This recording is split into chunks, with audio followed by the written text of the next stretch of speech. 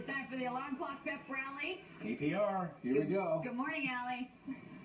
Good morning, you guys. We are hanging out with the band this morning. I have Andrea, who's the drum major. So tell me a little bit. You guys have a very special halftime show to commemorate 9/11. Tell me about that. Yes, today we've been working hard.